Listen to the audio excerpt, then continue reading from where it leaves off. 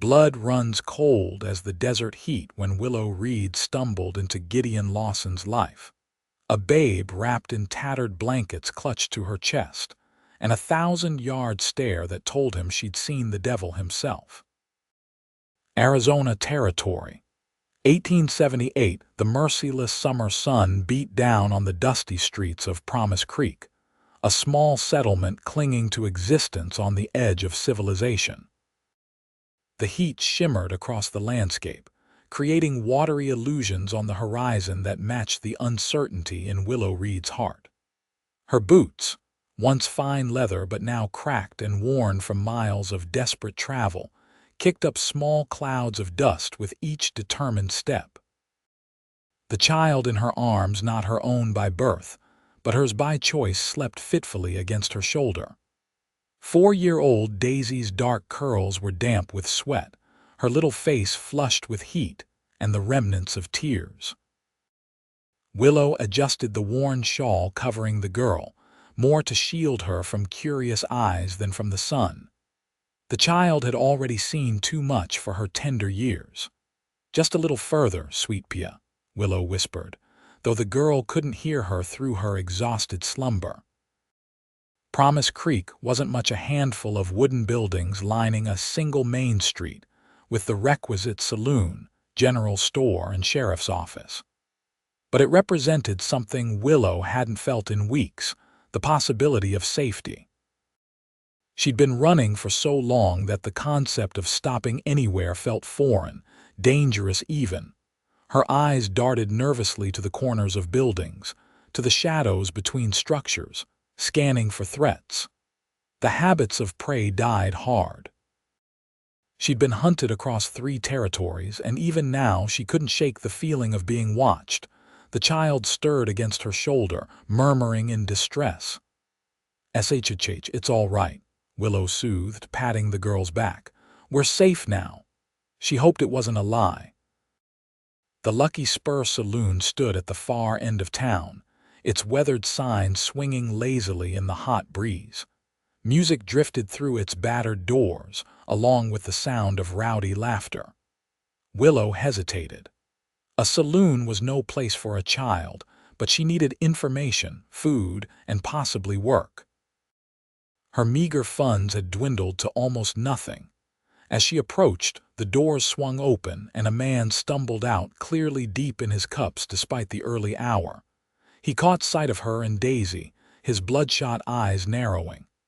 "Well, ain't you a pretty thing?" he slurred, blocking her path. "Don't see many ladies like you round these parts." Willow tightened her grip on Daisy, her other hand sliding to the small knife concealed in the folds of her skirt. "Excuse me, sir." "Aw, don't be like that, just bein' friendly." He reached out a hand toward her face. "The lady asked you to move." The deep voice came from behind her, steady and calm but with unmistakable authority. Willow turned to see a tall man with sun-bronzed skin and eyes the color of a storm-tossed sea. He wore the dust of the trail on his clothes, but there was nothing unkempt about his bearing. The star pinned to his vest caught the sunlight. The drunk man squinted at the newcomer, recognition and wariness flickering across his face. "Didn't mean no harm, Marshal. I know you didn't, Pete. But it's time you headed home. Mrs. Collins will be wondering where you are." Pete's shoulders slumped, and he nodded, shambling away down the street without further argument. The marshal turned his attention to Willow, his gaze taking in her travel-worn appearance, the sleeping child, and the wariness in her stance. His expression remained neutral, but something in his eyes softened. "I'm Marshal Gideon Lawson," he said, touching the brim of his hat in greeting. "You look like you've come a long way." Willow swallowed, weighing her options. She'd been betrayed by lawmen before. "Just passing through," she said carefully. "Looking for work, maybe." Gideon studied her face, and Willow had the unsettling feeling he could see straight through her carefully constructed facade. "Town like this always needs good workers," he said finally. "The hotel might be hiring. Mrs. Parker runs a clean establishment." "Thank you," Willow replied, surprised by the helpful response. Daisy chose that moment to wake, lifting her head from Willow's shoulder and looking around with wide, frightened eyes. When she spotted Gideon, she buried her face against Willow's neck with a whimper. "It's all right, sweetheart," Willow soothed. "He's not going to hurt us." Gideon's expression shifted at the child's fear. "The little one looks hungry," he observed. "Kitchen at the hotel serves a good meal." He reached into his pocket and pulled out a few coins. "On me." Willow stiffened. "We don't need charity." A hint of a smile touched his lips. "Consider it a welcome to Promise Creek, then." Before she could respond, a commotion erupted further down the street. Gideon's attention snapped toward it, his hand instinctively moving to the gun at his hip. "Excuse me," he said, already turning away. "Hotel's 2 buildings down. Tell Mrs. Parker I sent you." As he strode away, Willow found herself watching him go, struck by the confidence in his movements and the unexpected kindness in his offer. In her experience, kindness usually came with hidden costs. Yet something about the marshal's straightforward manner made her want to believe him. Daisy tugged at her hair. "I'm hungry, Willow." "I know, Sweet Pea. We'll get something to eat right now." Decision made, Willow headed toward the hotel, her senses still alert for danger. The Promise Creek Hotel was a 2-story wooden building with actual glass windows and a freshly painted sign. Compared to some of the places they'd stayed in recent weeks, it looked like a palace. Willow hesitated at the entrance, painfully aware of her dusty appearance and the child who clung to her like a lifeline. A bell jingled as she pushed open the door, stepping into a small but tidy lobby. Behind a polished wooden counter stood a woman in her 50s, her gray streaked hair pulled back in a neat bun, her eyes sharp but not unkind. "Good afternoon," the woman said, her gaze taking in Willow and Daisy. "Can I help you?" "Marshal Lawson said you might have work available," Willow said, standing as tall as her tired body would allow. "And rooms to let." The woman, Mrs. Parker, Willow presumed studied them with increased interest. "Gideon sent you, did he? Well, that's something. I do need help with the cleaning and sometimes in the kitchen." Her eyes softened as she looked at Daisy. "That child looks dead on her feet. When's the last time she ate?" "This morning," Willow answered, though the meager breakfast of stale bread had been hours ago. "Well, that won't do. Kitchen's still serving. You go get some food in both of you and we'll talk business after." She nodded toward a doorway off the lobby. "Through there. Tell Maggie I said to feed you proper." Willow hesitated. "The marshal gave me this to pay for the meal." She held out the coins. "Mrs. Parker waved her hand dismissively. "Keep it. You'll need it for other things, I expect." Her expression grew more serious. "Promise Creek isn't much, but we look after our own here. If Gideon thought you needed help, that's good enough for me." The unexpected kindness brought a lump to Willow's throat. "Thank you," she managed, quickly turning toward the dining room before her emotions could betray her further. The meal was simple but delicious: hearty beef stew, fresh baked bread, and apple pie that made Daisy smile for the first time in days. As they ate, Willow considered their situation. They needed shelter, work, and anonymity. Promise Creek seemed to offer all three, at least temporarily. But how long before their past caught up with them? How long before Judge Reed's men found them? The thought made her appetite vanish, though she forced herself to eat for strength. After the meal, Mrs. Parker showed them to a small but clean room on the second floor with a narrow bed and a washstand. "It's not much, but it's private," she said. "Work starts at dawn. Breakfast is included." Once alone, Willow helped Daisy wash the dust of travel from her face and hands, then settled her on the bed. The child's eyes were already drooping. "Are we staying here?" Daisy asked sleepily. "For a little while," Willow answered, smoothing back the girl's dark curls. "Is the bad man going to find us?" Willow's heart clenched. "No, sweet Pia, I won't let him. Promise, I promise." She kissed Daisy's forehead. "Now sleep. Tomorrow will be better." As Daisy drifted off, Willow moved to the window, peering out at the dusty street below. The sun was setting, painting the town in hues of gold and amber. She spotted Marshal Lawson outside the sheriff's office across the way, talking with a deputy. Something about his steady presence made her feel more secure than she had in weeks. But Willow knew better than to trust such feelings. Security was an illusion, especially for a woman accused of kidnapping and on the run from one of the most powerful men in Colorado territory. She turned away from the window, unpacking their meager belongings and preparing for bed. Tomorrow would bring new challenges, but for tonight, they were safe, fed, and sheltered. It was more than she dared hope for when the day began. As she curled around Daisy's small form, Willow whispered a prayer of thanks to whatever force had guided them to Promise Creek, and to the marshal with storm-gray eyes who had shown them unexpected kindness. Gideon Lawson couldn't get the woman and child out of his mind. He'd seen plenty of travelers come through Promise Creek in his 3 years as marshal, but something about Willow Reed, if that was her real name, nagged at him. The wariness in her eyes, the protective way she held the child, the tension in her shoulders as if ready to flee at any moment. She was running from something, or someone. "You still thinking about that woman?" Deputy Tom Fletcher asked, interrupting Gideon's thoughts as they made their evening rounds through town.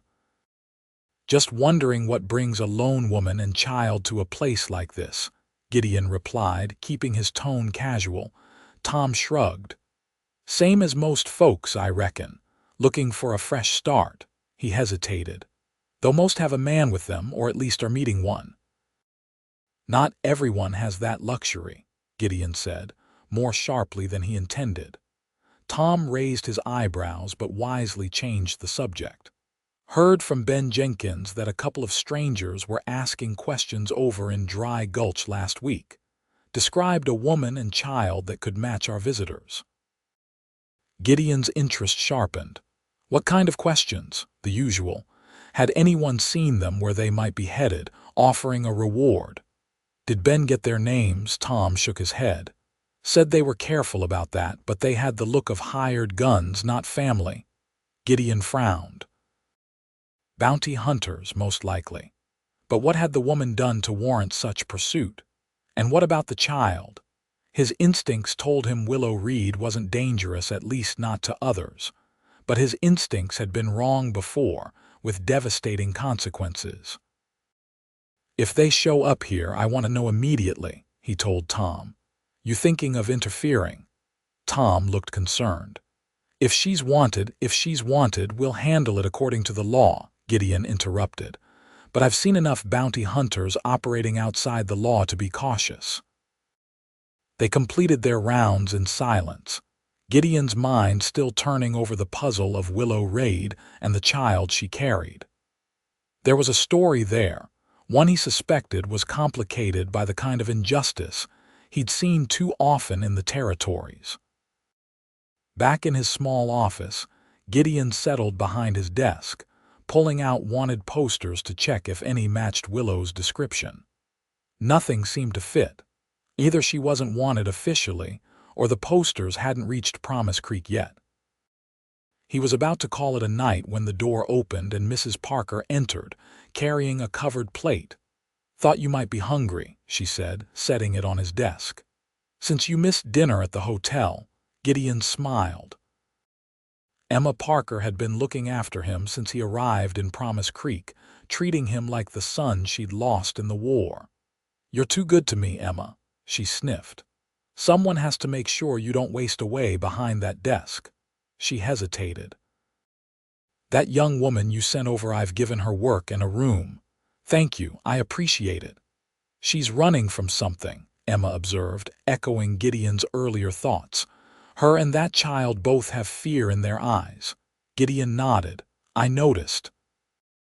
The girl isn't hers not by birth, anyway. At Gideon's questioning look, Emma elaborated. I've seen enough mothers with their children to know. There's love there, sure enough, but not the kind that comes from carrying a child 9 months. And the girl Daisy, she calls her, doesn't look a thing like her. That doesn't mean anything, Gideon said carefully. Family isn't always about blood. No argument from me there. Emma's expression softened. The way that woman protects that child reminds me of a she-wolf with her pup. Did she say anything about where they came from, why they're here? Emma shook her head. Not a word beyond asking for work. But her hands, they're not a working woman's hands, Gideon. They've known labor recently, but they weren't raised to it. She paused. And she's educated. I can hear it in her speech, though she tries to hide it. Gideon considered this. A well-bred woman on the run with a child not her own. The possibilities were troubling. There's something else, Emma added. She asked if any strangers had been through town lately. Particularly men asking questions about travelers. And had there been, not that I know of, but the question itself tells a story, doesn't it? Emma moved toward the door. Just thought you should know. That woman's in trouble, and if I'm any judge, it's the kind that follows you. After Emma left, Gideon uncovered the plate roast beef, potatoes, and apple pie, but found his appetite diminished. Willow Reed was hiding something significant, something that had her constantly looking over her shoulder. His duty was to uphold the law, but experience had taught him that law and justice weren't always the same thing. Until he knew more, he'd watch and wait. In the meantime, he'd make sure Promise Creek remained a safe haven for a woman and child who clearly needed one. Willow woke before dawn, years of habit overriding her exhaustion. For a moment, she couldn't remember where they were. Then the events of the previous day came rushing back: the arrival in Promise Creek, the marshal's kindness, Mrs. Parker's job offer. Beside her, Daisy slept peacefully, her small face relaxed in a way it rarely was during waking hours. Willow resisted the urge to wake her, knowing the child needed rest more than anything. She dressed quietly in the dim light filtering through the curtains, splashing water on her face from the basin. A soft knock at the door made her freeze. "Miss Reed," Mrs. Parker's voice came through the wood. "There's breakfast downstairs when you're ready. No rush, kitchen's open another hour." "Thank you," Willow called back softly. "We'll be down shortly." She heard Mrs. Parker's footsteps recede, then turned to wake Daisy. The girl's eyes fluttered open, momentary confusion giving way to recognition. "Good morning, Sweet Pea," Willow said, smiling. "Are you hungry?" Daisy nodded, sitting up and rubbing her eyes. "Where are we again?" "Promise Creek. Remember, we're going to stay here for a little while." Willow helped her dress, brushing out her tangled curls as gently as possible. "I'm going to work at this hotel, and you'll stay with me." "Will I have to hide?" The innocent question broke Willow's heart. "No, darling, not here, but remember what we talked about not telling people where we came from," Daisy nodded solemnly. "Because the bad man might find us." "That's right. So if anyone asks, we just say we're travelers looking for a new home." "Like an adventure," Daisy said, brightening a little. "Exactly like an adventure." Willow kissed her forehead. "Now let's go find breakfast." The dining room was nearly empty when they arrived, most guests having eaten earlier or not yet come down.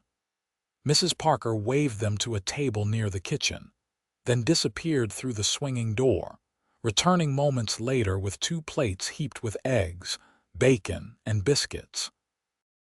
"Eat up," she said. "Then I'll show you your duties. The girl can stay with you today, but we'll need to sort out something more permanent if you're staying." "There's a school?" Willow asked, surprised. "Such as it is. Teacher's young, but she means well. Classes are held in the back of the church." Mrs. Parker glanced at Daisy. "How old are you, child?" Daisy looked to Willow for permission to answer. It's all right, Willow assured her. 4, Daisy said shyly, holding up 4 fingers. A bit young for school proper, but Miss Collins takes the little ones too, keeps them occupied while their parents work. Mrs. Parker smiled at Daisy. Would you like that? To play with other children? Daisy's eyes widened with interest, but she looked to Willow again. We'll see, Willow said carefully. The idea of letting Daisy out of her sight made her nervous, but she knew the child needed normality, interaction with others her age.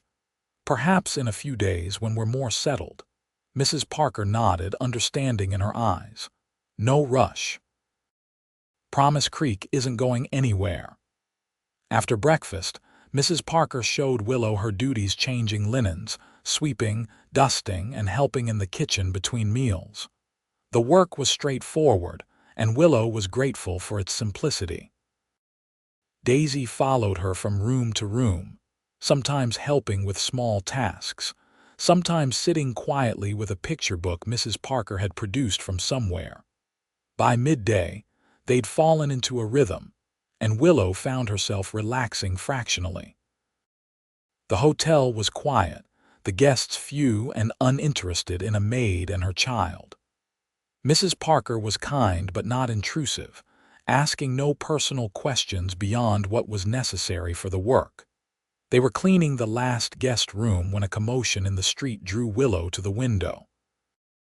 2 riders had entered town, dust-covered and grim-faced. Something about their bearing, the way they scanned the buildings, the intentness of their posture sent a chill down her spine. "Daisy," she said quietly, "come away from the window, please." The child obeyed immediately, recognizing the tension in Willow's voice. "Is it the bad men?" "I don't know, sweet Pia, but let's finish in here and go downstairs." Willow worked quickly, all the while straining to hear what was happening in the street. Through the open window came the sound of hoofbeats stopping, then male voices. She couldn't make out the words, but the tone was clear, demanding, authoritative. Heart-pounding, she led Daisy down the back stairs to the kitchen, where Mrs. Parker was preparing lunch. "Is everything all right, dear?" The older woman asked, noting Willow's pale face. "You look like you've seen a ghost." "There are men in town," Willow said, struggling to keep her voice steady. "Strangers." Mrs. Parker nodded, understanding immediately. "The back room has a door to the alley if you need to leave quickly." She hesitated. "But Gideon Marshall Lawson, he won't let anyone take you or the child without proper cause. He's a good man with a strong sense of justice." "Justice doesn't always protect the innocent," Willow said bitterly. "I've learned that lesson well. Perhaps. But Gideon isn't just any lawman." Mrs. Parker's eyes held a hint of steel. "And Promise Creek isn't just any town." Before Willow could respond, the bell over the hotel's front door jingled. Mrs. Parker squeezed her arm. "Stay here. I'll see who it is." Willow pulled Daisy close, positioning herself between the child and the door to the lobby. She listened intently, every muscle tense. "Good afternoon, gentlemen," she heard Mrs. Parker say, her voice pleasant but reserved. "What can I do for you? Looking for information?" The man's voice was rough, impatient. "About travelers, specifically a woman and a young girl." "We get all sorts through here," Mrs. Parker replied evenly. "Can you be more specific?" "Woman in her 20s. Pretty if you like them refined, dark blonde hair." "Traveling with a dark-haired girl about 4 years old, not her child by birth." "And what's your interest in these travelers?" Mrs. Parker asked. "Official business. The woman's wanted for kidnapping." Willow's blood ran cold.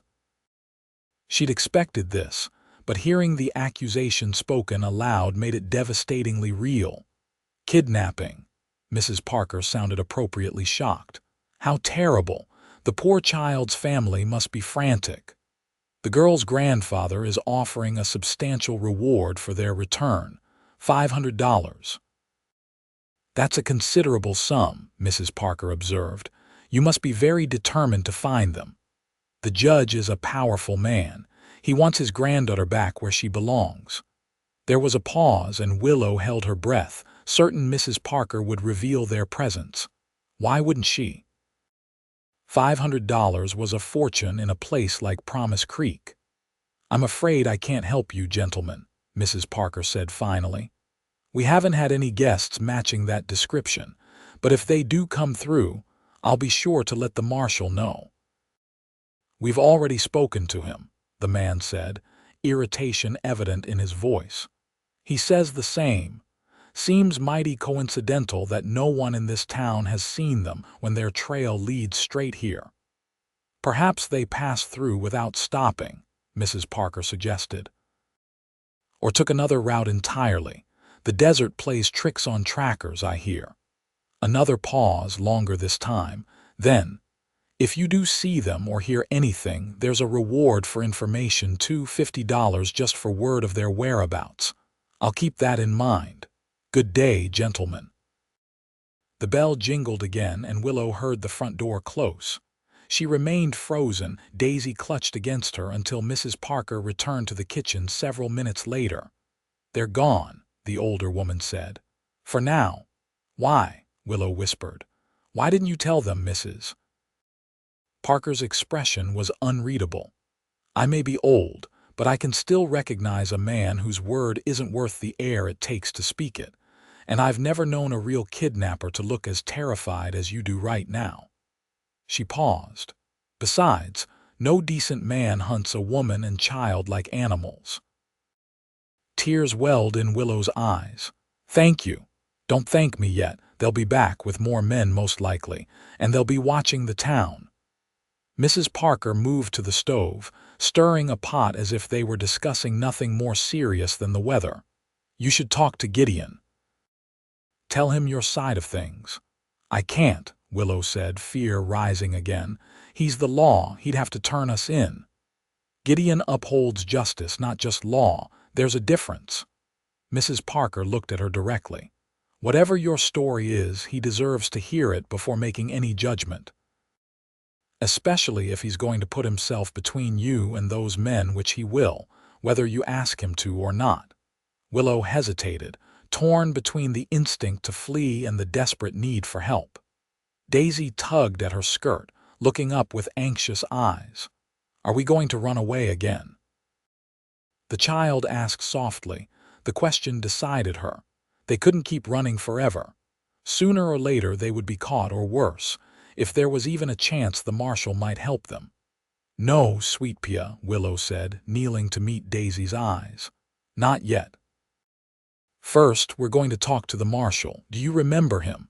The tall man with the star?" Daisy nodded. "He might be able to help us, but I need to tell him our story, the true story, about your papa and the judge." Daisy's expression clouded. "Will I have to go back?" "No," Willow said fiercely. "Never. I promised your papa I would keep you safe, and I will." She looked up at Mrs. Parker. "How do I speak with the marshal privately? He usually takes his dinner in his office. I can bring food for all three of you around 6. Mrs. Parker's expression softened. "Until then, stay inside. Those men might have left town, but I doubt they've gone far." For the rest of the afternoon, Willow worked mechanically, her mind racing with all the possible outcomes of the coming conversation. Would Marshal Lawson believe her? Would he help them? Or would he do his duty as he saw it, and hand them over to Judge Reed's men? By the time 6 o'clock approached, her nerves were stretched to breaking. Mrs. Parker prepared a basket with enough food for 3, then led Willow and Daisy through the back door of the hotel and down the alley. "The marshal's office has a back entrance," she explained, moving quietly through the gathering dusk. "Less chance of being seen this way." They reached a plain wooden door at the rear of the sheriff's office. Mrs. Parker knocked twice, paused, then once more clearly a signal. The door opened immediately, revealing Marshal Lawson, his expression serious but not unwelcoming.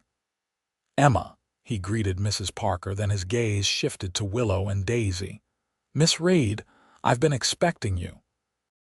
He stepped back, allowing them to enter a small, spartanly furnished room that served as both office and living quarters. A desk dominated one corner, while a narrow cot stood against the opposite wall. A pot-bellied stove provided heat, and a single lamp cast a warm glow over the space. "Thank you for the food, Emma," Gideon said, taking the basket from Mrs. Parker. "You make sure they eat proper," she instructed, then turned to Willow. "I'll be at the hotel if you need anything." With a reassuring pat on Daisy's head, she departed, closing the door firmly behind her. An awkward silence fell. Gideon gestured to the 2 chairs positioned before his desk. "Please sit. Are you hungry?" Willow helped Daisy into one chair, then took the other. "We can eat after we talk," she said, her voice steadier than she felt. "I imagine you have questions." Gideon nodded, settling behind his desk. His gray eyes were keen but not unkind as they studied her face. "2 men rode into town today looking for you and the child. They claim you kidnapped her from her legal guardian.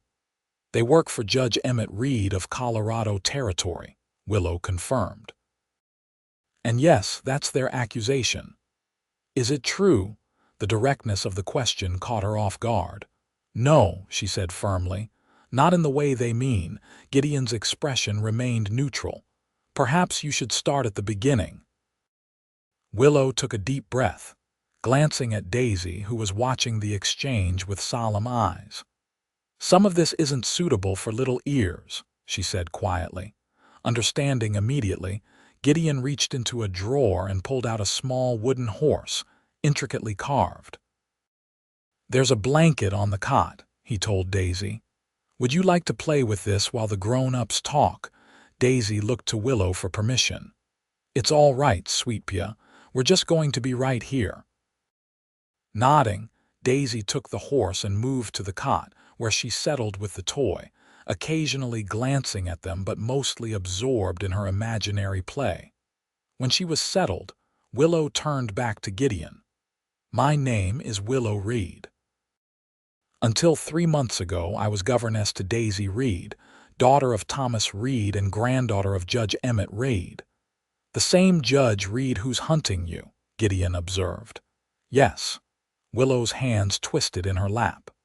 "Thomas Reed was the judge's only son. He was a good man, kind, intelligent, nothing like his father.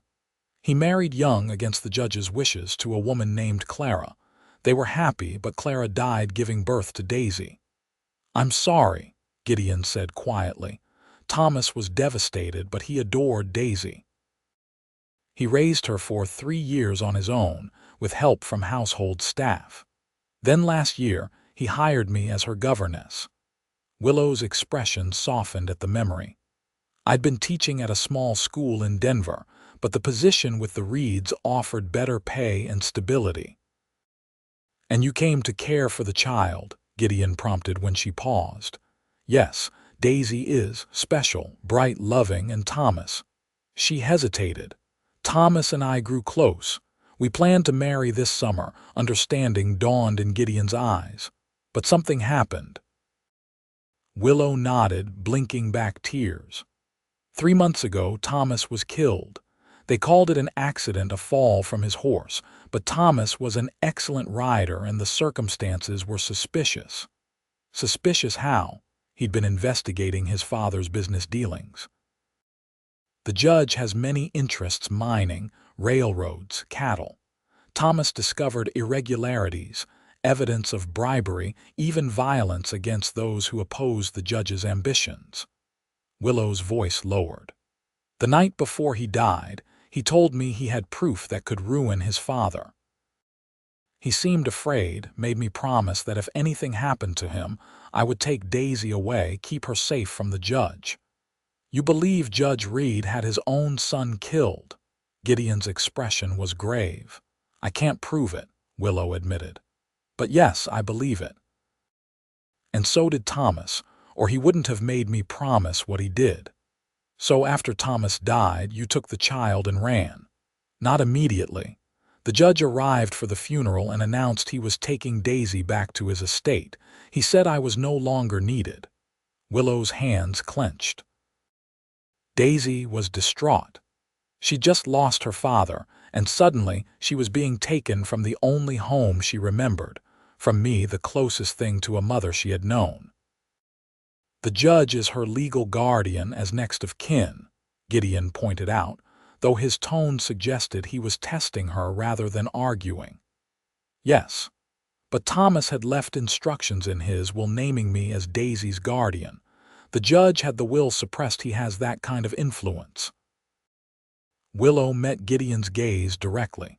I knew if he took her, I'd never see her again, and after what Thomas had told me, I feared for her safety. The judge isn't a man who loves easily. He saw Daisy as a possession, a legacy, not a child who needed love and care. So you took her and ran. Yes. We left in the night.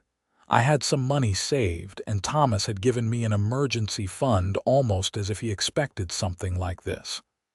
Willow's voice shook slightly. We've been traveling ever since, staying ahead of the judge's men, but they keep finding us. Gideon was silent for a long moment, his expression thoughtful. Do you have any proof of your claims? The will, perhaps, or evidence of the judge's wrongdoing? Willow reached into the pocket of her skirt and withdrew a sealed envelope. Thomas gave me this the night before he died. He said not to open it unless something happened to him, and only to show it to someone I trusted completely. She hesitated, then placed it on the desk. I haven't opened it. I was too afraid of what it might contain and who might find it if we were caught. Gideon looked at the envelope, then back at Willow. Why show it to me now? Why trust me? Because we can't keep running, Willow said simply. Daisy deserves better than a life on the road, always looking over our shoulders, and Mrs. Parker thinks you're a man of justice, not just law. The hint of a smile touched Gideon's lips. Emma has a high opinion of me. He picked up the envelope, examining the seal. You understand that if I open this, I'll have to act on whatever it contains, even if it doesn't support your story. Willow nodded, fear and hope warring within her. I understand. Gideon broke the seal and unfolded the papers inside. As he read, his expression grew increasingly grave. Minutes passed in tense silence, broken only by the occasional sound of Daisy playing with the wooden horse. Finally, he looked up. These are serious accusations against a powerful man, he said quietly. Bank records, witness statements, details of bribes and threats.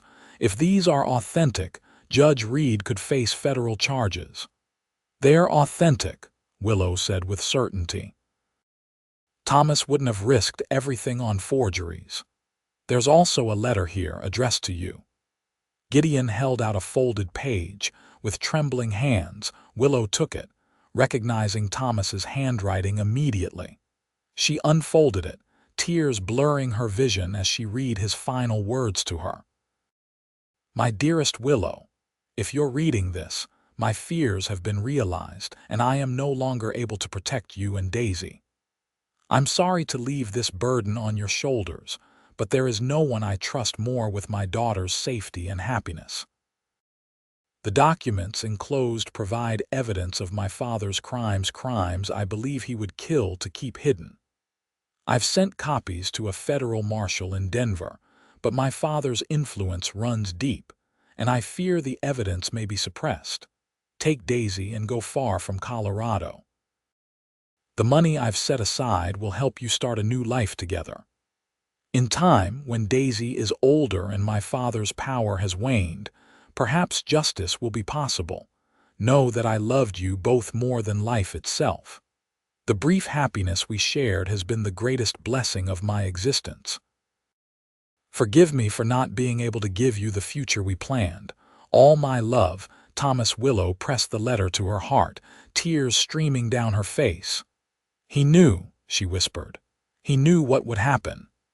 Gideon allowed her a moment to compose herself, then spoke gently. There's one more document here, a copy of Thomas Reed's will, naming you as Daisy's guardian in the event of his death. Hope flared in Willow's chest. Then you believe me? I believe Thomas Reed feared for his daughter's safety, Gideon said carefully. And I believe he wanted you to care for her. He refolded the papers and returned them to the envelope. But Judge Reed is still her legal grandfather, and his claim would take precedence in most courts, especially those where he has influence. Willow's hope faltered.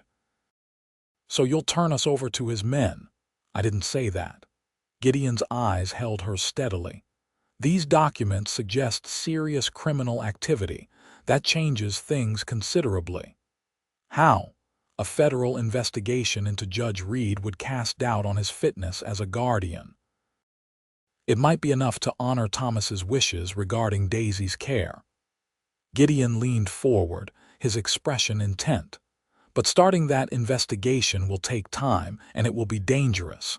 The judge won't surrender his power or his granddaughter without a fight. What are you suggesting? Willow asked, hardly daring to hope. That you and Daisy remain in Promise Creek under my protection, while I contact a federal marshal I know and trust. We'll need to move carefully. The judge's reach is long and his men are already here. You would do that. Risk yourself for us. Gideon's expression softened. Family isn't always about blood, Miss Reed. Sometimes it's about who we choose to protect, who we're willing to fight for. His gaze shifted to Daisy, who had fallen asleep on the cot, the wooden horse still clutched in her small hand. That child deserves safety and love. Thomas Reed recognized that when he entrusted her to you. I'm just honoring his wisdom. Relief and gratitude washed over Willow. Thank you, she whispered. I don't know how to repay such kindness. Live well. Raise that child with love. That's payment enough. Gideon stood, moving to a cabinet. Now let's eat. Then I'll escort you back to the hotel. We have plans to make if we're going to keep you both safe until help arrives. As they shared the meal, Mrs. Parker had prepared. Willow felt something she hadn't experienced in months. Hope. In Marshal Gideon Lawson, she had found not just an ally, but a man whose sense of justice matched her own, a man who understood that sometimes protecting the innocent meant standing against the powerful, regardless of the risk. For the first time since Thomas's death, she allowed herself to believe that she and Daisy might find not just safety, but a home. The next morning dawned clear and hot, the sun already fierce by the time Gideon completed his early rounds. The town was stirring to life, shopkeepers opening their establishments, ranch hands and miners heading to the saloon for breakfast before their day's work. There was no sign of Judge Reed's men, but Gideon didn't fool himself into thinking they'd given up. More likely they were watching and waiting, perhaps gathering reinforcements. He'd need to be vigilant. At the hotel, he found Mrs. Parker supervising breakfast service. She nodded discreetly toward the kitchen, where he found Willow preparing trays, Daisy sitting nearby with a piece of toast and jam. "Good morning," he said quietly. "All quiet so far." Relief flickered across Willow's face. "Thank you for checking. We were just discussing what to do today." "I've sent a telegram to Federal Marshal James Cooper in Tucson," Gideon told her. "He's a good man, incorruptible. If anyone can help us navigate this situation legally, it's him." "How long before he can get here?" 3 days, maybe 4. "Until then, we need to keep you and Daisy out of sight as much as possible." Gideon hesitated. "I'm concerned the hotel might not be safe enough. Too many people coming and going, too many opportunities for Reed's men to slip in unnoticed. Where would be safer?" Willow asked, anxiety edging her voice. "My sister's ranch about 5 miles outside town. Rebecca lives alone since her husband passed, but she's capable and discreet. The ranch is isolated enough that strangers would be noticed immediately." "Your sister would take us in." "She would." Rebecca has a soft spot for those in need, especially children. Gideon smiled slightly. And she has no love for corrupt officials. Her husband had some run-ins with territorial authorities over water rights before he died. Willow considered this, her gaze moving to Daisy. It might be good for her to be away from town, somewhere she could play outside without fear. Exactly my thinking. Gideon lowered his voice. We'll need to move you tonight after dark. Until then, stay inside, away from windows. The men who were asking about us yesterday, will they be watching the hotel? Almost certainly. But they won't expect you to leave town entirely. Most people they're hunting try to move on, not settle in deeper. Mrs. Parker joined them, wiping her hands on her apron. I've been thinking, she said without preamble. Those men will be watching me too, since they spoke to me directly. If I drive out to visit Rebecca today, they might follow, checking if I'm bringing you to her. Gideon nodded thoughtfully. A diversion. Good thinking, Emma. I'll take an empty trunk, make it look like I'm moving someone. While they're watching me, you can take Miss Reid and the child out the back way. It's risky, Willow said, worry creasing her brow. Life is risky, dear, Mrs. Parker replied matter-of-factly. But sometimes the greater risk is doing nothing. The plan was set. Mrs. Parker would leave ostentatiously for Rebecca's ranch in mid-afternoon, creating a diversion. After nightfall, Gideon would escort Willow and Daisy out of town via the back trails he knew well from his years patrolling the area. As Gideon prepared to leave, Daisy surprised him by approaching, the wooden horse he'd given her clutched in her small hand. Thank you for the horse, she said shyly. Does he have a name? Gideon knelt to her level, touched by the question. He doesn't. Perhaps you could give him one. Daisy considered this seriously. I think he's a Thunder, she decided, because he's strong and fast. Thunder is an excellent name for a brave horse, Gideon agreed, smiling. You take good care of him. I will. Daisy hesitated, then added, Are you going to help us stay away from the bad men? The directness of the question and the trust implicit in it struck Gideon to the heart. Yes, he said solemnly. That's exactly what I'm going to do. Daisy nodded, apparently satisfied, and returned to her seat. Gideon rose, meeting Willow's gaze over the child's head.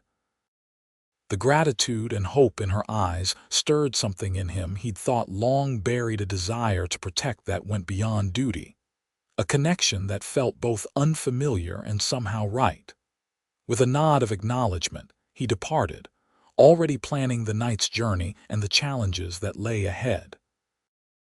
The rest of the day passed in a haze of tension for Willow. She kept Daisy close, helping in the kitchen where they could remain out of sight. Mrs. Parker left as planned, driving a wagon with a conspicuous trunk strapped to the back.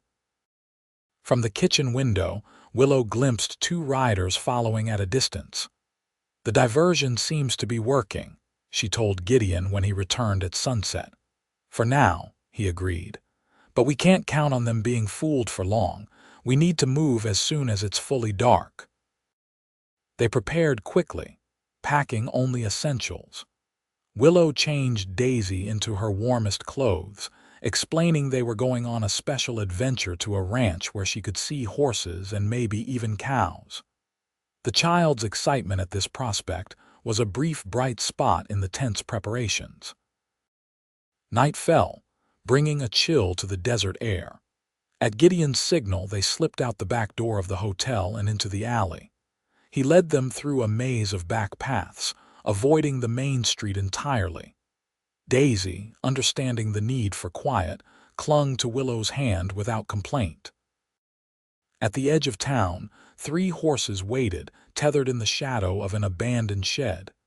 Gideon helped Willow mount, then lifted Daisy up to sit in front of her. Rebecca's expecting us, he said softly, swinging up onto his own horse. It's about an hour's ride. Stay close, and if I signal for silence, don't make a sound. They set off at a steady pace, following a narrow trail that wound through scrubland and rocky outcroppings. The moon was a thin crescent, providing just enough light to see the path without making them too visible to watching eyes. Willow held Daisy securely, grateful for the child's trust and courage. Despite the danger, there was something exhilarating about the night ride, the vast starry sky above, the rhythm of the horses beneath them, and the steady presence of Gideon leading the way. They had ridden for perhaps half an hour when Gideon suddenly reined in, raising a hand for silence. Willow froze, straining to hear what had alerted him. Then she caught at the distant sound of hoofbeats, coming from the direction of town. "Someone's following," Gideon whispered. "We need to get off the trail." He led them into a cluster of boulders, the horses picking their way carefully over the uneven ground. Once hidden from the path, they dismounted, Gideon helping Willow down with Daisy. "Stay here," he instructed, drawing his pistol. "I'm going to see who it is." "Be careful," Willow whispered, fear clutching at her heart. Gideon nodded, then disappeared into the darkness. Willow huddled with Daisy behind a large boulder, one hand covering the child's mouth gently to ensure silence. Minutes stretched endlessly as they waited. The sound of approaching riders grew louder, then stopped. Muffled voices carried on the night air, though Willow couldn't make out the words. Then came the unmistakable sound of a gun being cocked. Willow's heart pounded so loudly she was certain it would give away their position. She pressed herself and Daisy closer to the boulder, praying the darkness would conceal them. A shot rang out, the sound echoing off the rocks. Daisy flinched in her arms, a whimper escaping despite her best efforts to stay quiet. Willow held her tighter, her own fear nearly overwhelming. More gunshots followed, then silence. Willow counted her heartbeats, waiting, hoping. When footsteps approached their hiding place, she tensed, ready to run if necessary. "Willow," Gideon's voice, low but unmistakable, "it's safe now." She exhaled in relief, emerging from behind the boulder with Daisy still clutched in her arms. "What happened? Who was it?" "Two of Reed's men," Gideon said grimly. "They must have realized Mrs. Parker's trip was a diversion and doubled back to town, then picked up our trail." "Did you?" Willow couldn't finish the question, conscious of Daisy listening. Gideon understood. "No. I fired warning shots, then identified myself as a marshal. They weren't ready to kill a lawman, not yet anyway. They've retreated, but they'll be back with more men." "So they know we're heading to your sister's ranch." "They know we left town heading east, but there are dozens of homesteads and small ranches in that direction. They can't search them all without raising questions." Gideon helped them back onto their horse. "We need to keep moving. Rebecca's place is still the safest option, but we'll take a different route." They rode hard for the next half hour, Gideon leading them on a winding path that crossed rocky ground where their tracks would be difficult to follow. Daisy, exhausted by the excitement and the late hour, fell asleep against Willow, who held her securely despite her own fatigue. Finally, they crested a small rise, and Willow saw lights in the distance, a ranch house nestled in a shallow valley, lamplight glowing in its windows. "Rebecca's place," Gideon confirmed, relief evident in his voice. "We're almost there." As they approached, a figure appeared on the porch, rifle in hand. "Identify yourself," a woman's voice called. "It's Gideon, Becca, with guests." The rifle lowered, and as they drew closer, Willow could make out a tall woman with Gideon's same storm-gray eyes and determined expression. "About time," Rebecca Lawson said as they dismounted. "Emma arrived hours ago, had me worried sick that you'd run into trouble." "We did," Gideon replied tersely. "Reed's men. They're getting bolder." Rebecca's expression hardened. "Well, they won't find you here. Come inside, all of you. There's food waiting and beds made up." The ranch house was modest but comfortable, with sturdy furniture and colorful quilts that softened the practical frontier decor. Mrs. Parker greeted them with evident relief, taking the sleeping Daisy from Willow's arms. "I'll put her to bed," she offered. "You three talk." When Mrs. Parker had gone, Rebecca poured coffee for them all, adding a generous splash of whiskey to each cup. "Emma told me the situation," she said, her direct gaze reminding Willow strongly of Gideon. "Corrupt judge, murdered son, endangered child. Sounds like something from a dime novel, except I know my brother wouldn't be involved unless it was deadly serious." "It is," Gideon confirmed. "I've telegraphed Marshal Cooper, but until he arrives, we need to keep Miss Reed and the child hidden." Rebecca nodded. "My ranch is yours for as long as needed. Not many visitors out this way, and my hands are loyal. They won't talk." "Thank you," Willow said, touched by the woman's straightforward generosity. "I don't know how I can repay such kindness." Rebecca waved this away. "Family helps family. Gideon vouches for you, that's enough for me." She hesitated, her expression softening. "Besides, I've always had a soft spot for children. That little girl deserves better than to be a pawn in some powerful man's game." They discussed plans for the coming days, how to maintain secrecy, what to do if Reed's men located them, how to prepare for Marshal Cooper's arrival.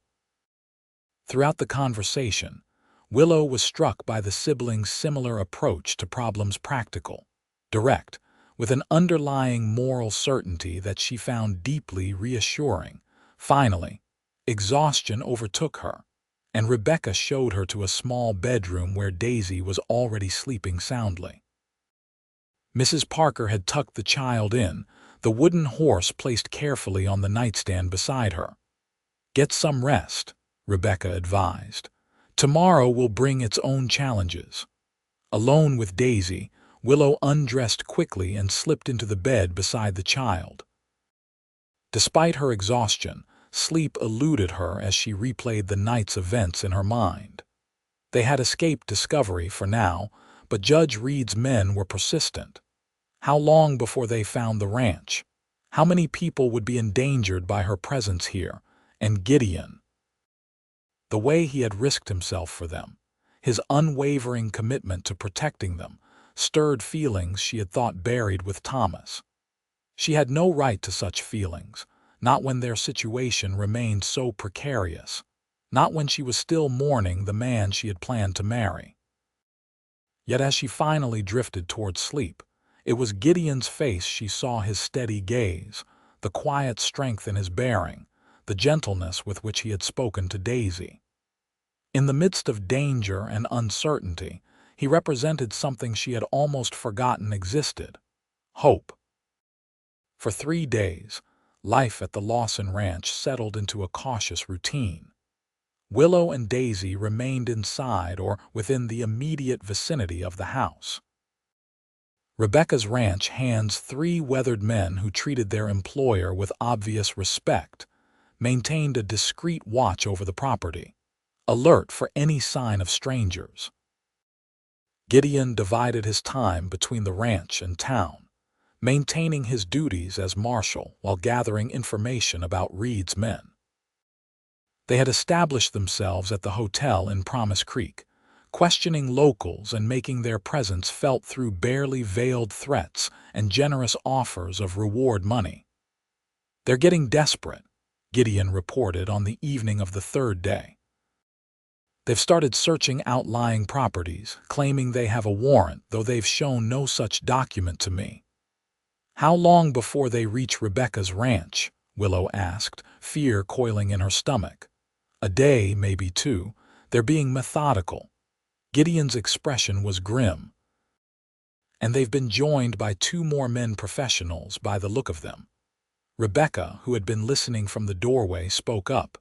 "Then we'd better be ready for them. My hands are good with rifles, and I'm not too shabby myself." "No," Gideon said firmly. "I won't turn your ranch into a battlefield, Becca. If it comes to violence, innocent people could be hurt." His gaze moved to Willow and Daisy, who was playing quietly by the fireplace. "What's the alternative?" Willow asked. "Keep running." "For how long, not running?" Gideon replied. "Standing our ground, but on terms that give us the advantage." He pulled a telegram from his pocket. "Marshal Cooper will arrive tomorrow. With his authority and the evidence Thomas Reed compiled, we can confront the judge's men legally." "You really believe that will stop them?" Rebecca sounded skeptical. "It might not stop them, but it will force them to operate within the law or reveal themselves as outlaws by acting against federal authority." Gideon's eyes met Willow's. "Either way, it brings this situation into the open, where Judge Reed has less power to manipulate it." Willow considered this. The prospect of confrontation terrified her, but she was equally tired of running, of living in fear, and she trusted Gideon's judgment. "What do you need me to do?" she asked quietly. "Be ready to tell your story to Marshal Cooper. He'll need to hear everything directly from you." Gideon's expression softened. "And keep that courage of yours. We're almost through this." That night, unable to sleep, Willow found herself on the porch, wrapped in a borrowed shawl against the desert chill. The stars blazed overhead in a vast canopy, so many and so bright that they seemed close enough to touch. The sound of the door opening behind her made her turn. Gideon stepped out, concern evident in his expression. "Couldn't sleep?" he asked, moving to stand beside her at the porch railing. "Too much on my mind," Willow admitted. "Tomorrow could change everything. For the better, I hope. If Marshal Cooper believes me, if the evidence is enough. If the judge's influence doesn't reach even federal marshals." She sighed. "So many ifs." "Cooper is a good man," Gideon said. "Incorruptible, and the evidence is compelling." They stood in companionable silence for a moment, both gazing at the stars. Then Willow spoke again, her voice soft. "I haven't thanked you properly for everything you've done for us." "No thanks needed. I'm just doing what's right." Most people wouldn't see it that way. Taking the word of a stranger against a powerful judge, risking your position, your safety. Willow turned to face him. "Why did you believe me that first day? You could have turned us over to Reed's men immediately." Gideon considered the question, his expression thoughtful. "I've seen too many powerful men use the law to serve their own interests rather than justice. And I've learned to trust my instincts about people." His gaze met hers directly.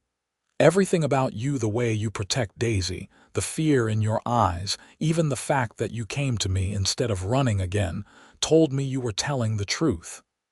And now, after everything that's happened, do you regret your decision?" "Not for a moment." The certainty in his voice warmed her more than any shawl could. Impulsively, Willow reached out, placing her hand over his on the railing. "Whatever happens tomorrow, I want you to know that meeting you. It's given me hope again. I didn't think that was possible after Thomas died." Gideon turned his hand, gently taking hers in his. "Hope is a powerful thing, Willow. It keeps us moving forward when everything else would make us stop."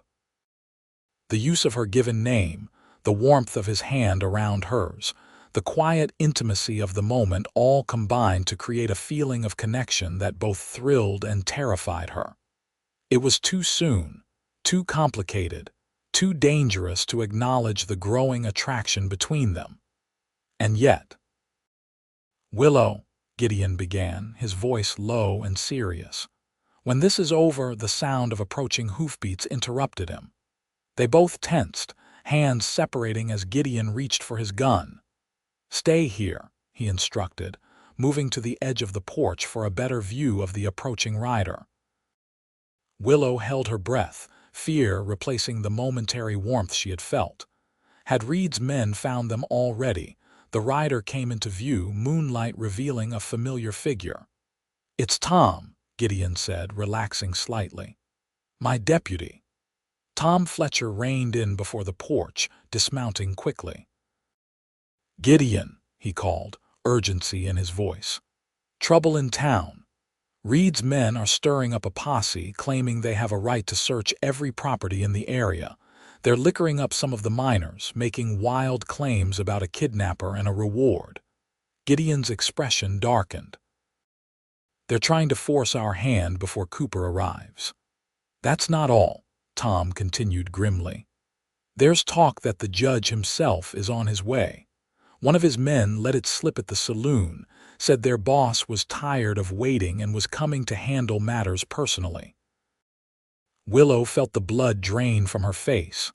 Judge Reed is coming here. When? Tomorrow, from what I could gather. Noon stage from Tucson.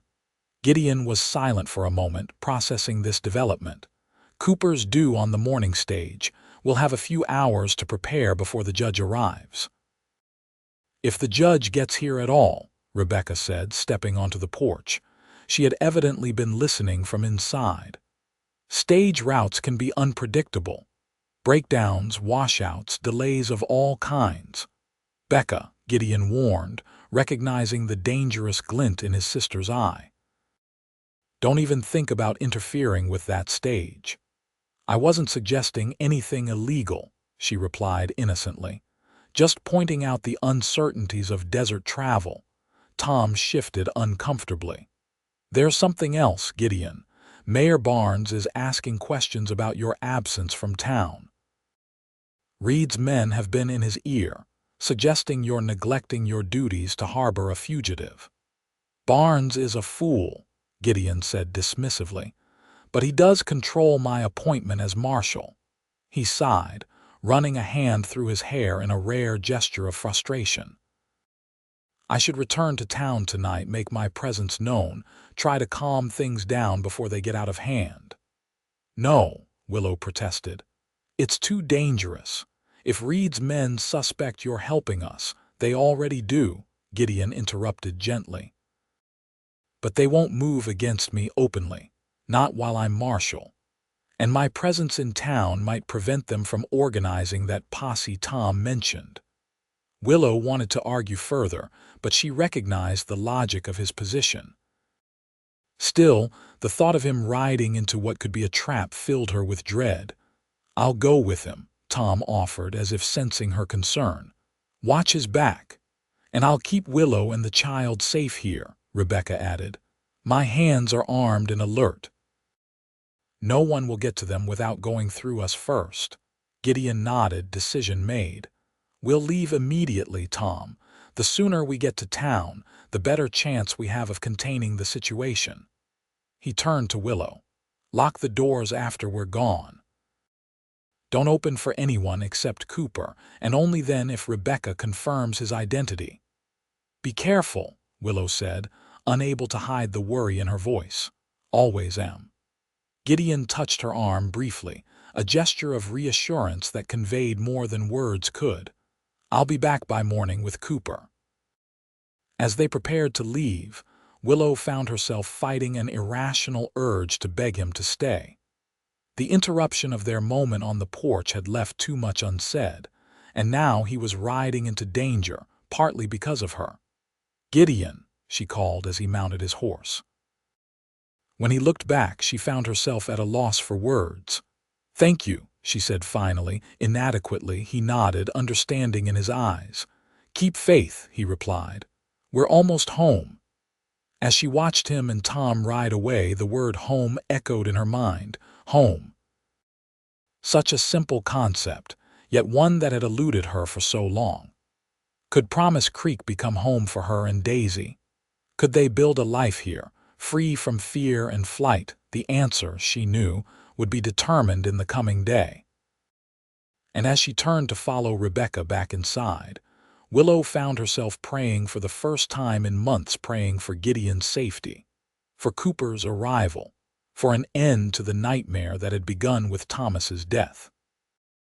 And perhaps, in the deepest corner of her heart, praying for a future she had only just begun to imagine, one that included a certain marshal with storm-gray eyes and an unwavering sense of justice. Dawn broke with ominous clouds gathering on the horizon, promising one of the sudden, violent storms that occasionally swept across the territory. Willow, who had slept fitfully if at all, rose early to find Rebecca already awake, coffee brewing on the stove. "Any word?" Willow asked, though she knew the answer. Rebecca shook her head. "Not yet, but no news is good news in this case. If there had been trouble in town, we'd have heard by now." Willow nodded, accepting the cup of coffee Rebecca offered. "Daisy's still sleeping.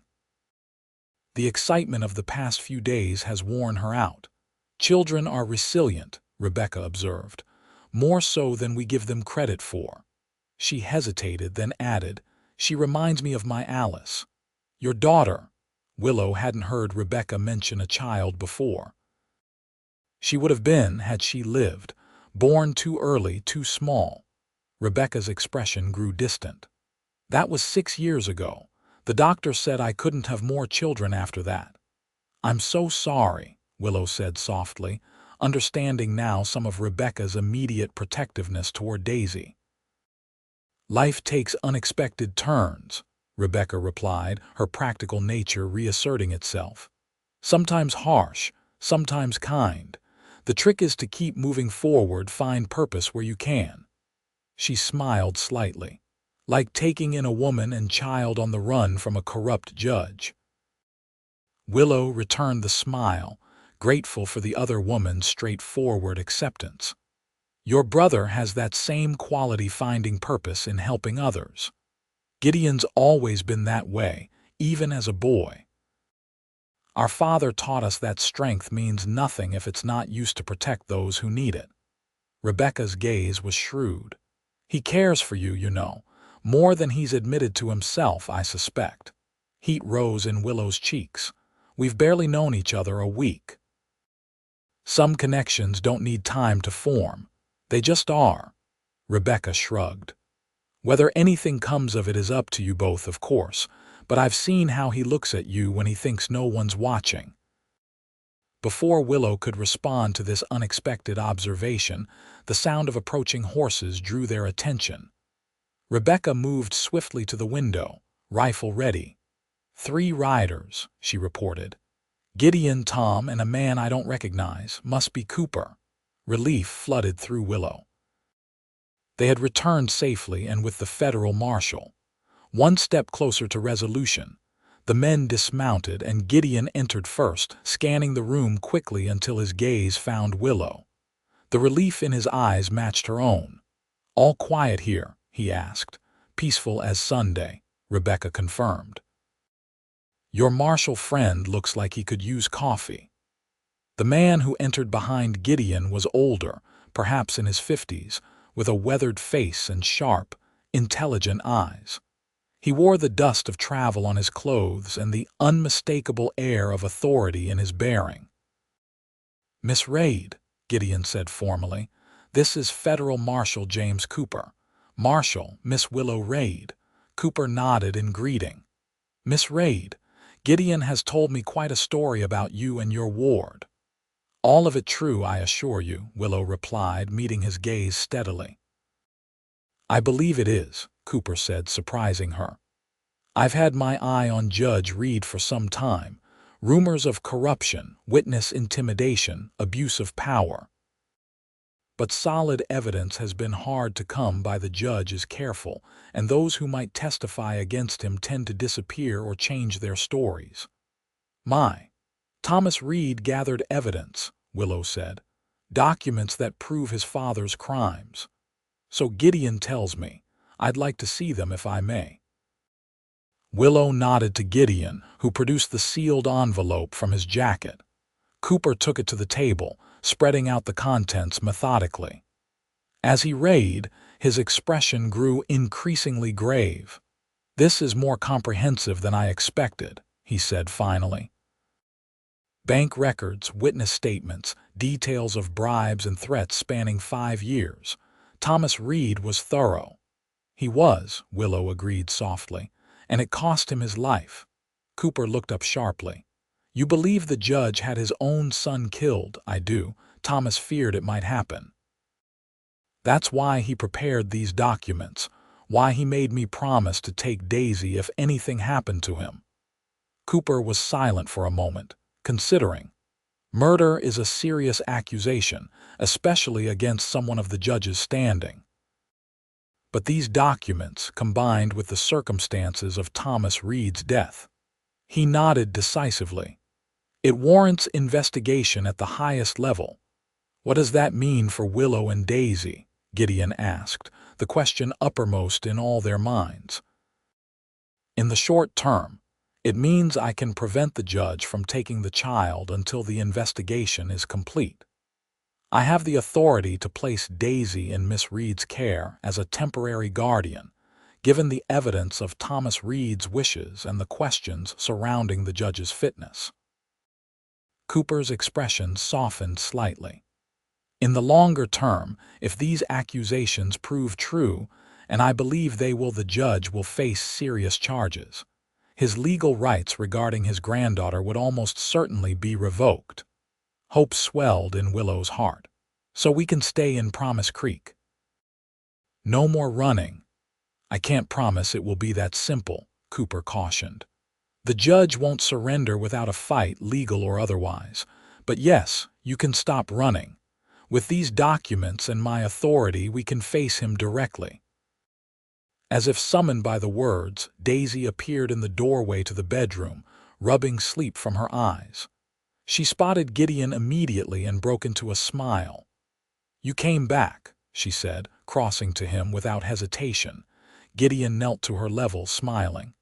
"I promised I would, didn't I? And I always keep my promises."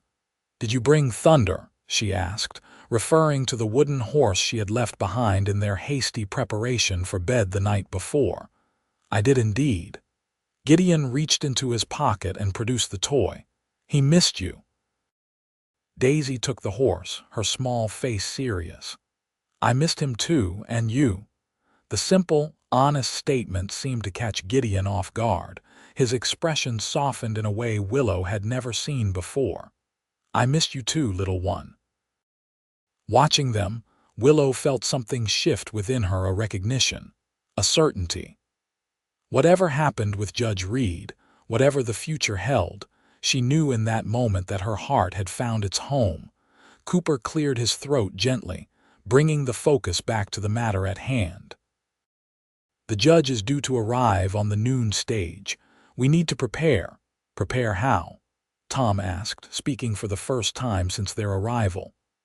"I want to confront him publicly with witnesses," Cooper said. "Less chance of violence that way, and it establishes official proceedings from the start." "The town square," Gideon suggested. "Neutral ground, plenty of space, and the whole town can see what happens." Cooper nodded. "Perfect. We'll meet the stage there." He turned to Willow. "You and the child should be present. The judge needs to see that you're under official protection." Fear and determination warred within Willow at the prospect of facing Judge Reed. "We'll be there," she said firmly. "It's time this ended." As they discussed the specifics of the confrontation, Willow found her gaze drawn repeatedly to Gideon. He had taken Daisy to the kitchen for breakfast, and was now helping her cut up pancakes, listening seriously to her chatter about the ranch and the horses she had seen. The tenderness in his interactions with the child, the protective way he positioned himself as if ready to shield her from any threat, spoke volumes about his character. Rebecca, noticing the direction of Willow's gaze, smiled knowingly but said nothing. The morning passed in tense preparation. Cooper reviewed the documents repeatedly, organizing them for maximum impact. Gideon and Tom discussed positioning, security, contingencies in case Reed's men turned violent. Rebecca cleaned her rifle and insisted on accompanying them to town, just in case, she said grimly. Through it all, Willow kept Daisy close, explaining in simple terms that they were going to town to meet someone important, someone who had known her papa. The child accepted this with the resilience Rebecca had noted earlier, though she stayed closer to Willow than usual, sensing the tension in the adults around her. As noon approached, they prepared to leave for town. The storm clouds had continued to gather, creating an appropriately dramatic backdrop for the confrontation to come. Willow dressed Daisy in her best clothes, the ones they had fled in, now carefully washed and pressed by Rebecca. For herself, she borrowed a dress from Rebecca, simpler than what she had once worn in Denver but clean and respectable. Gideon found her on the porch as the others made final preparations. "Ready?" he asked quietly. Willow nodded, though her stomach was in knots. "As I'll ever be." "Stay close to me when we get to town," he instructed. "No matter what happens, what the judge says or does, remember you're not alone anymore." The simple statement nearly undid her composure. "Thank you," she whispered, "for everything." His gaze held hers, conveying what words could not. "When this is over," he began, echoing his words from the night before. "When this is over," Willow agreed, a promise in her voice. The moment was interrupted by Cooper calling that it was time to leave. With a final shared look, they joined the others, mounting up for the ride to town. The future awaited, uncertain but no longer without hope. Promise Creek was unusually busy for a weekday noon. Word had spread that something significant was happening, rumors of a confrontation, a federal marshal in town, the arrival of an important figure on the stage. Townspeople gathered in small groups in the square, their curious gazes following Gideon and his companions as they positioned themselves near the stage depot. Cooper stood slightly apart, his badge prominently displayed, an official document in his hand. Gideon and Tom flanked him, their own stars catching the muted light filtering through the storm clouds. Rebecca positioned herself to one side, rifle casually but visibly present.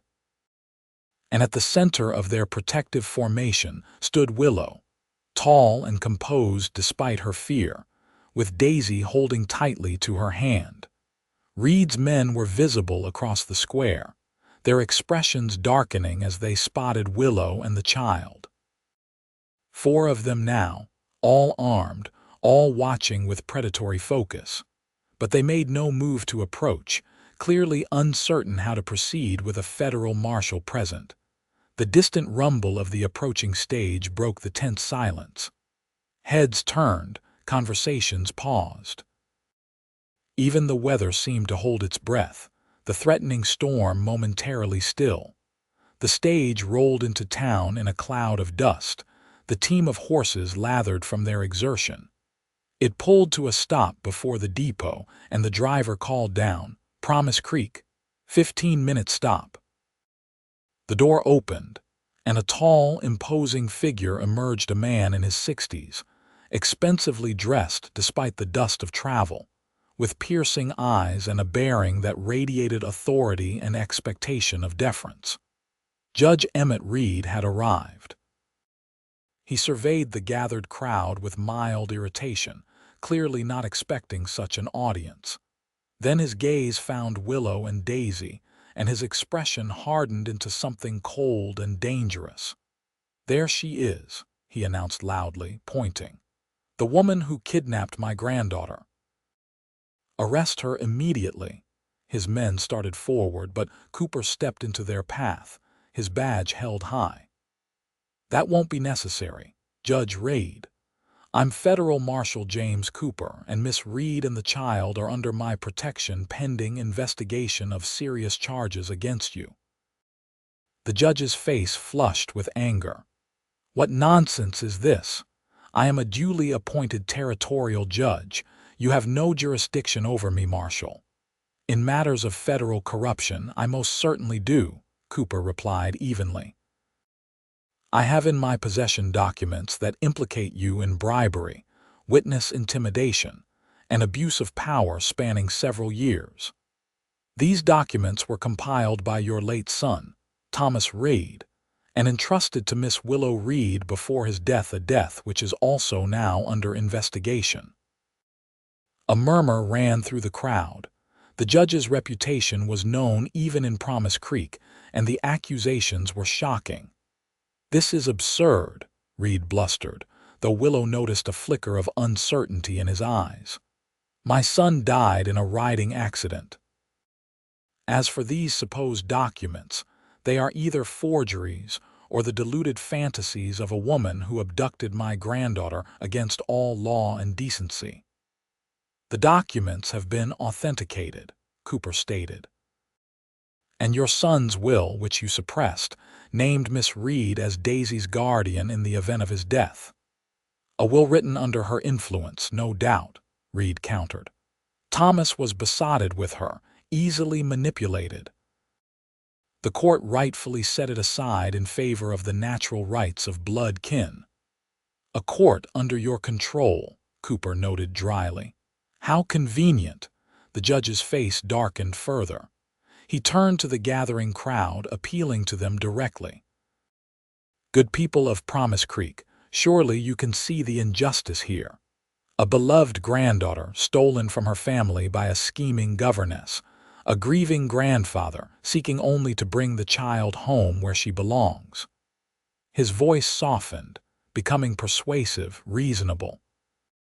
"I understand you may have been misled by this woman's stories. She is convincing, I grant her that, but blood is blood, and family is family. Daisy belongs with me." Willow felt Daisy press closer to her side, the child's fear palpable. The judge's performance was masterful. She had seen him sway juries and public opinion with similar speeches. For a moment, she feared the townspeople might be swayed by his authority and eloquence.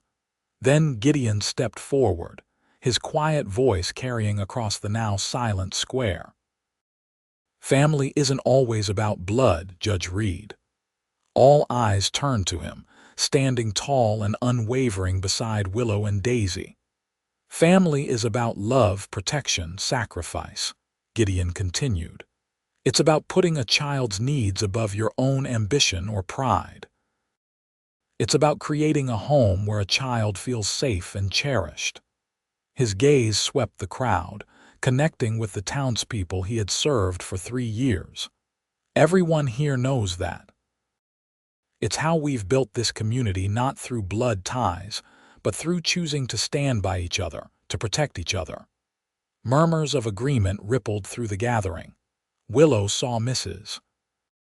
Parker nodding firmly, along with several other townspeople she had come to know in her brief time there. "This woman," Gideon gestured to Willow, "has risked everything to keep a promise to your son, Judge Reed. A promise to protect his daughter from harm, even from her own grandfather. That takes a kind of courage and love that deserves respect, not condemnation." The judge's facade of reasonable concern cracked, revealing the cold anger beneath. "Pretty words, Marshal, but the law is clear. The child is mine by right of blood." "The law also recognizes that a child's welfare comes first," Cooper interjected. "And given the nature of the charges against you, and the evidence that your son feared for his daughter's safety in your care, the law grants me authority to place the child with a guardian of my choosing until these matters are resolved. And you choose this woman, a kidnapper, a thief." Reed's voice rose, control slipping. "I choose the guardian Thomas Reed himself selected," Cooper replied firmly. "A woman who has demonstrated her commitment to the child's well-being at great personal risk." The judge's gaze shifted to his men, a silent signal passing between them. Willow tensed, sensing the situation balancing on a knife's edge between resolution and violence. Then, unexpectedly, Daisy herself spoke up, her small voice somehow cutting through the tension. "I want to stay with Willow," she said clearly. "She reads to me and keeps the bad dreams away and never, ever yells like you do." The simple, honest declaration seemed to strike the judge like a physical blow. For a moment, his mask slipped completely, revealing a cold fury that confirmed every fear Willow had harbored about his true nature. A collective intake of breath from the watching crowd spoke volumes. In that instant, Judge Reed lost whatever public sympathy he might have garnered with his performance. Cooper, seizing the moment, stepped forward with the official document he had been holding. Judge Emmett Reed, by the authority vested in me by the United States government, I am placing you under investigation for corruption, obstruction of justice, and possible conspiracy to commit murder. You will accompany me to Tucson to answer these charges before a federal judge. He nodded to Gideon and Tom. Gentlemen, please disarm the judge's men. For a tense moment, it seemed Reed's men might resist. They outnumbered the lawmen, though the presence of Rebecca with her rifle and several townspeople who had moved to stand with Gideon shifted the balance somewhat. The judge himself broke the standoff, his calculating mind apparently recognizing that violence now would only strengthen the case against him. "Stand down," he ordered his men sharply. "This is a temporary setback, nothing more. When the full facts are known, I will be vindicated, and those responsible for this charade will face severe consequences." His cold gaze fixed on Willow. "Enjoy your victory while it lasts, Miss Reed. This is far from over." The threat was clear, but Willow met his gaze steadily, no longer cowering before his power. "Perhaps not," she agreed, "but Daisy will remain safe from you and Thomas's evidence will finally be heard. That's enough for now." Something like grudging respect flickered in the judge's eyes before the mask of outrage descended again.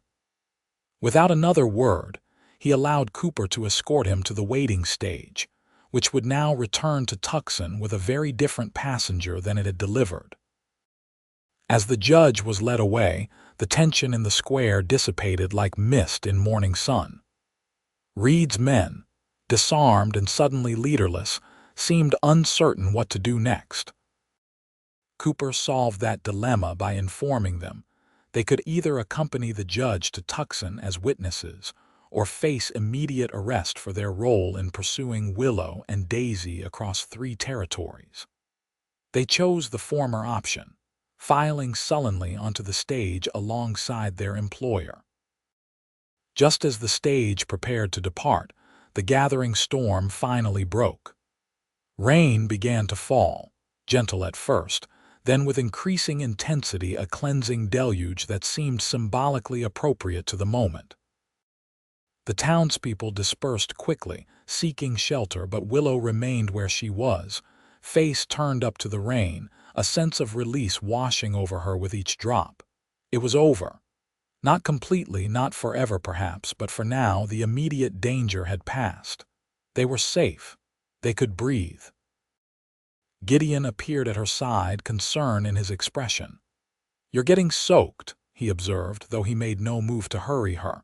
"It feels wonderful," Willow admitted. "Like being cleansed," he smiled, understanding. "Nevertheless, we should get Daisy inside before she catches cold." Willow looked down, realizing the child was indeed becoming thoroughly drenched, though she seemed to be enjoying the novelty of the downpour as much as Willow was. "You're right, of course," she agreed, taking Daisy's hand. "Where should we go?" Gideon hesitated only briefly. "My place," he said. "It's closest, and—" he paused, seeming to search for words, "and I'd like you both there." The simple statement, with all its implications of protection, care, and perhaps something more, warmed Willow despite the cool rain. "Lead the way," she said softly. Together, the 3 of them hurried through the rain-washed streets of Promise Creek, no longer fugitives, no longer hunted, but something new and undefined, something that felt, against all odds, like the beginning of a family. Epilogue: 6 months later, the spring sunshine bathed Promise Creek in golden light, turning the modest buildings and dusty streets into something almost picturesque. Flowers bloomed in carefully tended boxes outside the shops, and new green grass pushed through the earth where winter had left it barren. Willow stood on the porch of the small house she now called home, watching as Daisy played in the yard with the puppy Gideon had given her for her 5th birthday. The child's laughter, once so rare, now filled their days, a constant reminder of how far they had come. The past 6 months had brought challenges, certainly. Judge Reed's trial was still proceeding in Tucson, with Cooper returning periodically to update them on its progress. The evidence against the judge was damning, but his wealth and connections had allowed him to delay proceedings through various legal maneuvers. Yet even with that shadow still lingering at the edges of their lives, Willow had found a peace she had never expected to know again after Thomas's death. Promise Creek had embraced them fully, the townspeople protective of the woman and child who had stood against corruption and won. Mrs. Parker had insisted Willow keep her position at the hotel, though with more reasonable hours now that they were settled. Daisy attended school with Miss Collins, flourishing under the young teacher's gentle guidance and making friends among the other children in town. In the evenings, Gideon often joined them for dinner, and the bond between them deepened with each shared meal, every laugh, every story told. He had become an integral part of their lives, not just as a protector but as a friend, a confidant, and something even more precious. As Willow watched Daisy tumble in the grass alongside Thunder, she felt an overwhelming sense of gratitude. They had found safety, love, and a new beginning in Promise Creek, despite the storms of their past. With Gideon by her side, she dared to hope for a brighter future, one filled with warmth and togetherness, at last free from fear.